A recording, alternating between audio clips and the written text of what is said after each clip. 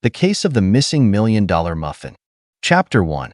A Sprinkling of Disaster. The fluorescent lights of Sugar Rush, the hippest bakery in Los Angeles, did little to hide the frosting-laced despair on Miss Honeycomb, the owner's face. Mildred Honeycomb, a woman built like a cupcake herself, stood trembling before me. Detective Dexter, Dex, Derringer, the most famous detective this side of Sunset Boulevard. "Detective," she squeaked, her voice a tragic blend of honey and horror. "It's gone. My Mona Lisa. My magnum opus. The $1 Million Muffin." I eyed the distraught baker. The missing muffin wasn't your average blueberry number. It was a culinary masterpiece, a multi-tiered monstrosity filled with exotic fruits, edible diamonds, and a single, tear-shaped pearl on top. Apparently, a wealthy socialite had commissioned it for a charity gala, and its value, including the pearl, was astronomical. "All right, Honeycomb," I said, trying not to sound too amused by the name. "Let's back up. When did you last see this $1 Million Muffin?" Honeycomb sniffled, a sprinkle of flour clinging precariously to a rogue eyelash. "This morning. It was in the display case, its siren song calling out to all who entered. But when Fiona, my intern, came to open the shop, it was gone. Vanished like a puff of cinnamon smoke." Fiona, a wisp of a girl with hair dyed bubblegum pink, scurried in, clutching a rolling pin like a battle axe. "It's true, detective. I saw the empty display with my own 2 eyes. And worse, the security camera footage." She gestured to a monitor displaying static. "Someone messed with the system last night. We got nothing." Chapter 2. A cast of colorful and suspicious characters. My first stop was Bruno Big Bruiser Barzini, the bakery's muscle, a bodybuilder who seemed more comfortable with barbells than baguettes. He swore loyalty to Honeycomb, though his eyes darted suspiciously around the kitchen, landing for a beat on a particularly menacing-looking dough hook. Next was Jacques Fromage, the head pastry chef, a man with a wispy mustache that rivaled his towering chef's hat. He spoke in a thick French accent and seemed more interested in the philosophical implications of a missing muffin than the actual theft. Perhaps, he mused, delicately piping buttercream roses onto a cake, the muffin transcended its physical form, becoming a symbol of societal excess in this age of rampant consumerism. Then there was Cupcake Kathy, the bubbly receptionist with a fondness for frosting samples and questionable fashion choices, leopard print and neon pink. Not a good look. She claimed to have seen a shifty-looking dude lurking around the bakery the night before, but her description, tall, with hair, maybe, wasn't exactly helpful. Hours melted away like chocolate chips in a hot oven. The more suspects I spoke with, Fiona's shaky hands pouring batter as I questioned her, the thicker the plot became. Fiona admitted to a secret gambling habit, a suspicion confirmed by the empty lottery tickets I found in her trash. Big Bruiser had a grudge against a rival bakery across town, the Rolling Pin, known for its suspiciously similar millionaire muffin. As for Jacques, I found a cryptic note tucked into his pastry bag, a single word scrawled in messy script: betrayal. Chapter 3. A crumbling case and a twist of dough. By nightfall, I was ready to drown my sorrows in a vat of discount donut frosting. Every lead had fizzled. Frustration gnawed at me like a stale croissant. Then, inspiration struck like a whisk meeting a bowl of batter. The missing camera footage. Why mess with it unless the culprit wanted to hide their identity, but also to hide their escape route? The bakery had a back door. One rarely used, according to Honeycomb, because it led straight down a rickety fire escape. A quick trip down the fire escape, dodging cobwebs and disgruntled alley cats, led me to a sight that made my jaw drop faster than a drop d'éclair. There, illuminated by the flickering light of a neon sign advertising $2 Tuesdays at the Rolling Pin, stood Cupcake Kathy, mid-transaction. In her hands was a box emblazoned with a golden dollar sign. Chapter 4. A sticky situation and a shocking revelation. "Kathy?" I boomed, my voice echoing through the greasy alley. She spun around, the box tumbling from her grasp, the golden dollar sign mocking me. Her eyes darted around, searching for an escape. "Detective." It's not what it looks like, she stammered, her voice cracking like a stale sugar cookie. Then explain, I said, taking a cautious step closer. Why the stolen muffin? Why the rolling pin? Kathy's shoulders slumped. Tears welled up in her candy-colored eyes. It's Fiona, she confessed, her voice barely a whisper. This was a twist I hadn't seen coming. Fiona, the timid intern with a gambling problem? Fiona? I repeated, bewildered. What does she have to do with anything? Kathy sniffled back a tear. She blackmailed me.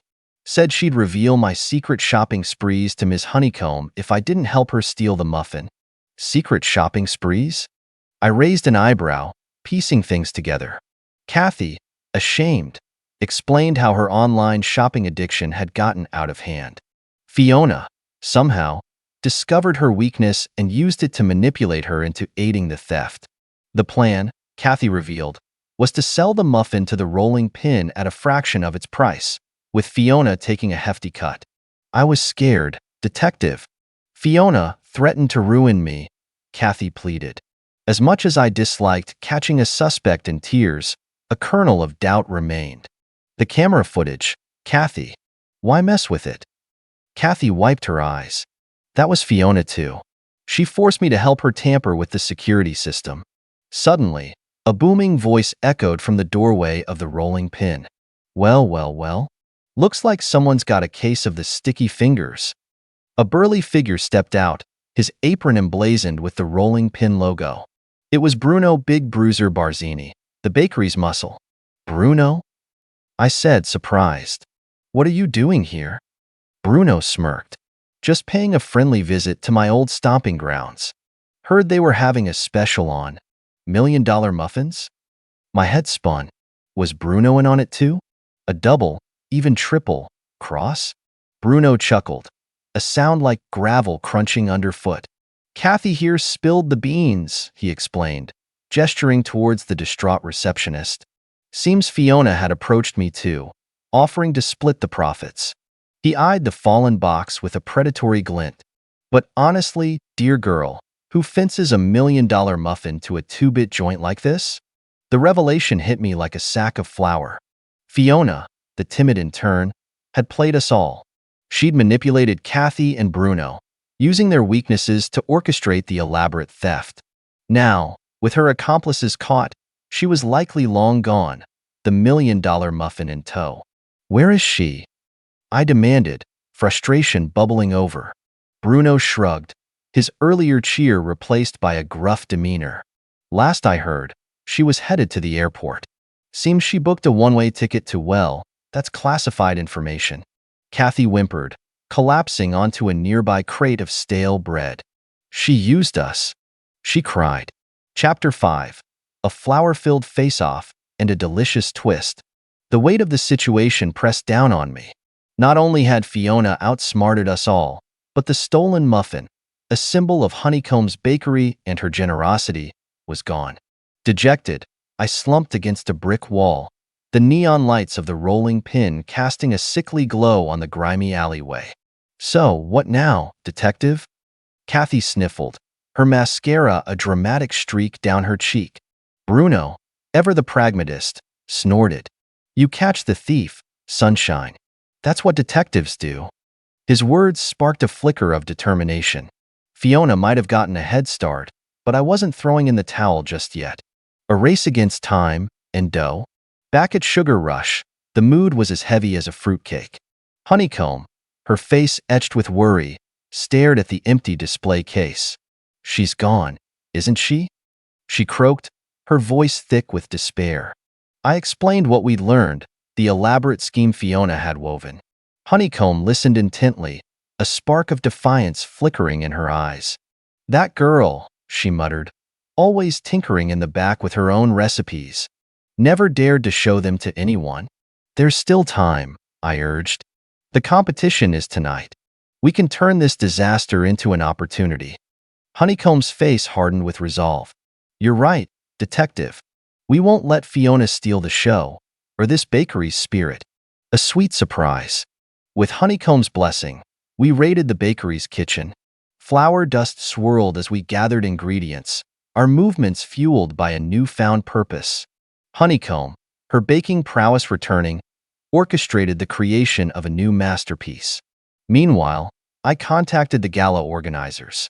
They were intrigued by the story and, impressed by Honeycomb's reputation, agreed to let a mystery baker participate. The evening arrived, a glittering spectacle of charity and conspicuous consumption. As guests milled about, adorned in their finest jewels and designer gowns, I felt a thrill course through me. We were pulling off a long shot, but the stakes had never been sweeter. Finally, it was time for the competition.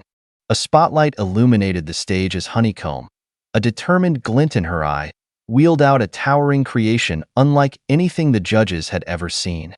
Layers of exotic fruits, delicate sugar sculptures, and a shimmering edible pearl. An homage to the stolen muffin, but with a distinct honeycomb touch. As the judges sampled the creation, their faces lit up with a mix of surprise and delight. Honeycomb's signature lavender glaze added a subtle floral note, and the intricate flavors danced on their tongues. The verdict was unanimous. Honeycomb's mystery creation was the winner. The crowd erupted in applause, captivated by the unexpected turn of events. But the night wasn't over yet. As Honeycomb basked in the limelight, a gasp rippled through the crowd. A young woman, dressed for travel, stood frozen at the back of the hall. It was Fiona. Shame flushed her cheeks, but before she could flee, I approached her. "Fiona," I said gently, "there's a different way." I explained Honeycomb's plan, the chance to compete on a fair stage. Fiona stared at me, then at the triumphant Honeycomb, a tear rolling down her cheek. Redemption. The next morning, Fiona stood beside Honeycomb in Sugar Rush's kitchen, flour dusting her apron as she learned the art of creating Honeycomb's signature lavender glaze. The stolen $1 million muffin remained unrecovered, but something far more valuable had been found. A second chance, a newfound mentor, and a taste of redemption.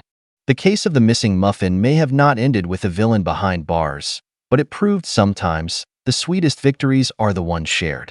Epilogue. Weeks later, a package arrived at Sugar Rush. Inside, nestled amongst packing peanuts, was a small, beautifully wrapped box.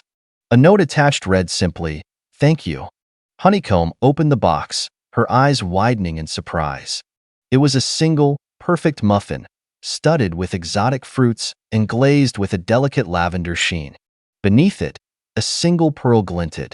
A smile bloomed on Honeycomb's face, as wide and warm as a freshly baked oven. Perhaps redemption came in the most unexpected forms, even a miniature, delicious one. Subscribe for more.